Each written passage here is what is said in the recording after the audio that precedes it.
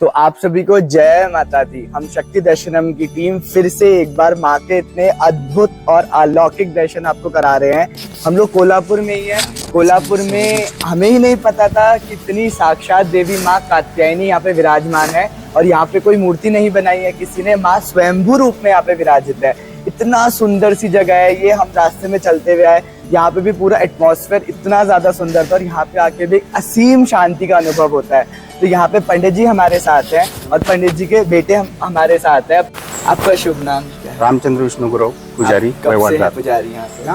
हमारी ये चौथी पीढ़ी है। चौथी पीढ़ी पुजारी है, तो आपकी 5वीं पीढ़ी होगी। तो यहाँ पे ये पीढ़ी दर पीढ़ी से अब कुछ पंडित जी माँ की मंदिर के बारे में पहले कुछ बताएंगे। इतना सुंदर सा पॉइंट है यहाँ पे, कौन कौन से भगवान जी विराजित है, यहाँ पे क्या है, सब मंदिर के बारे में चलते हैं साथ साथ और पंडित जी हमें साथ साथ बताते रहेंगे। कात्यायनी माता का वर्णन करने के लिए हमारे पास शब्द की कमी है। यहाँ नारायण स्वामी यहाँ के बेटे थे पहले, जो महालक्ष्मी ने उनको बोला कि आप जाओ कात्यायनी मंदिर, कात्यायनी का आपका भजन कीर्तन सुनाओ। वो ये इधर आके बैठे थे। उनका भी समाधि नरसिंहवाड़ी में है। परशुराम आए थे इधर। लक्ष्मी अम्बाबाई ने भैरवनाथ जी को बोला कि हम उधर रक्त बेचता हुआ इधर वध करने के लिए भेज दिया। तब उनका जब सा रक्त का थेम पड़ता तो दैत्य तैयार होते थे। तो भैरवनाथ को उसका युद्ध में पराजय होने लगा। भैरवनाथ ने कात्यायनी का आराधना की, कात्यायनी प्रकट हुई। उन्होंने क्या किया, अपना 9 कोट संख्या तैयार किया, जो उसका रक्त का थेम नीचे नहीं पड़ने दिया, गिरने नहीं दिया। उसने प्रसन्न किया और रक्त बीज का वध किया। ये सुन के परशुराम भी इधर आए थे। उनका पाप मोचन इधर हुआ है। उन्होंने अपना खुद का परशुराम तीर्थ के मंदिर के पीछे है। यहाँ जयंती नदी गुप्त उसका उद्गम है। यह भी कुल है आगे, जो रक्त बीज के साथ भैरव सेना का मृत्यु हुआ उनको जगाने के लिए ये कुल मान्य उस वक्त तैयार किया है।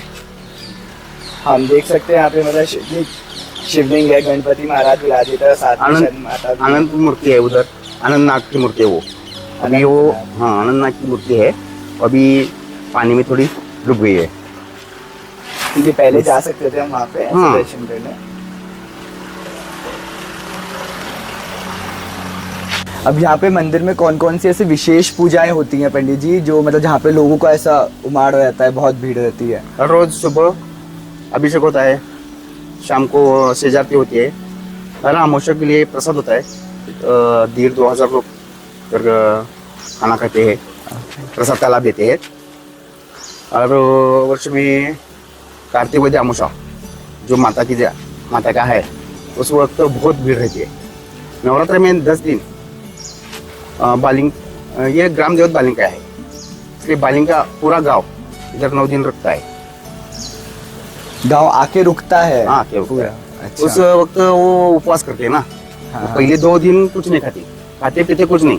इधर मंदिर में जितना हम तीर्थ देते हैं वही तीर्थ में वो रहते हैं। तो आओ अब चलते हैं मंदिर के अंदर और आपको माता के साक्षात दर्शन कराते हैं। यहाँ पे माता का स्वयंभू विग्रह जो आपको दिख रहा है अंदर, ये उसकी फोटो है। एंड माता कात्यायनी को प्रणाम।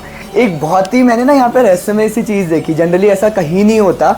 यहाँ पे माता के एक ही पैर के दर्शन हो रहे हैं। यहाँ देखो माता ने पैर में से बिछुआ पहना है और एक ही पैर के माता के दर्शन हो रहे हैं। आप लोग भी दर्शन कर लो। इस पैर का क्या राज है, मैंने पंडित जी से पूछा।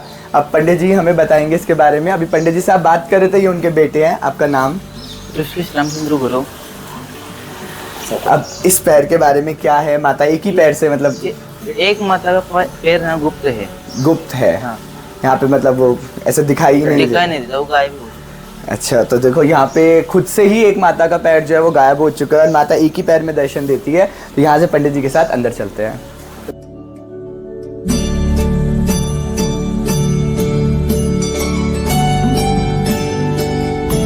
ये माता के टर्टल के बिना तो चलती नहीं है माँ।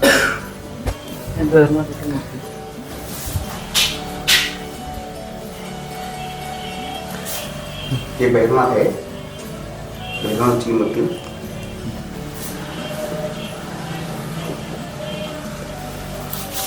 अब माता के जितने भी भक्त होंगे वो सब जानते होंगे माता भैरव और हनुमान जी के बिना चलती नहीं है। माता के मंदिर में हनुमान जी भी जरूर मिलेंगे। यहाँ पे हनुमान जी बाहर पे है, वो भी दर्शन कराएंगे। और यहाँ पे भैरव बाबा है और अंदर बैठी है साक्षात माँ।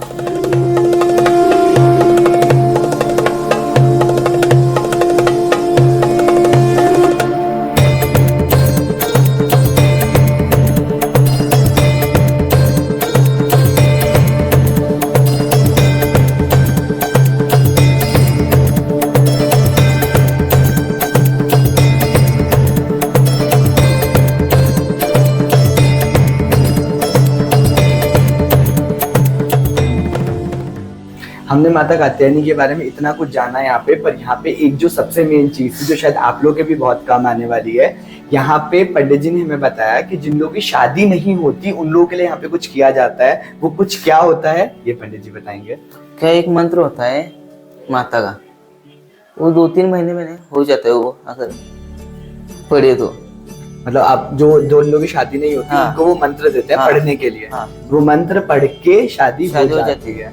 तो घर से भी जैसे कोई मन्नत लेना चाहे कि ऐसे शादी हो जाए तो फिर हो जाता है, आना ही नहीं पड़ेगा। इधर आना ही पड़ता है, आना ही वो पड़ेगा। मंत्र लेने के नहीं आना ही पड़ता है। आना ही पड़ेगा। हाँ। तो जो लोग की जैसे शादी नहीं हो रही है, बहुत सारे ऐसे लोग होते हैं जो शादी के लिए परेशान रहते हैं, तो माता कात्यायनी के मंदिर आ सकते हैं, पंडित जी से कांटेक्ट कर सकते हैं और पंडित जी जो आपको मंत्र देंगे उस मंत्र का अगर आप लगातार ऐसे सच्ची भावना के साथ जाप करेंगे तो शादी बहुत जल्दी हो जाती है।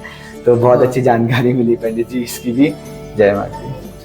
जैसे कि पंडित जी ने आप लोगों को बताया, माता कात्यायनी बाहर बैठी है और यहाँ पे परशुराम जी खुद आए थे पश्चाताप करने, और यहाँ पे माता ने ऐसे काल भैरव को भेजा था माता कात्यायनी को प्रसन्न करने के लिए कि जो रक्त बीज राक्षस है उसे मारा जा सके।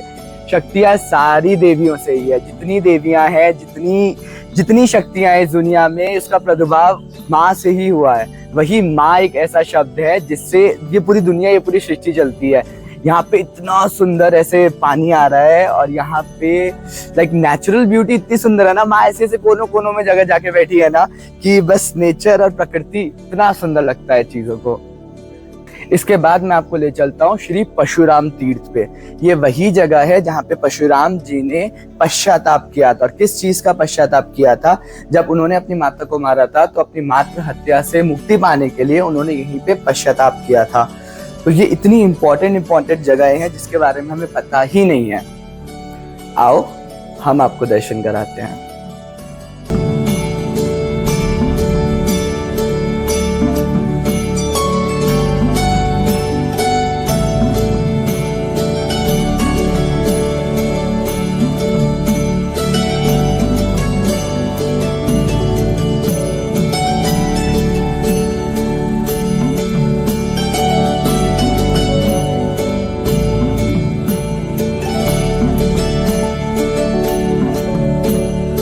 तो ये था माता कात्यायनी के बारे में। प्रकृति की गोद में बैठी हुई माता, इतनी सुंदर, इतनी सुशोभित, इतनी शक्तिशाली, रक्त बीज को मार के बैठी है माँ यहाँ पे। तो सोचो कितनी ज्यादा सुंदर होगी।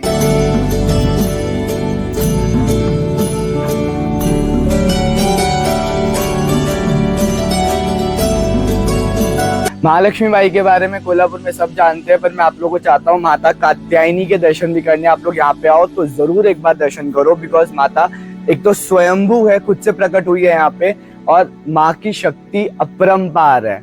माता बोलना छोड़ो और माँ बोलना शुरू करो, आप वो डिफरेंस हमेशा महसूस करोगे।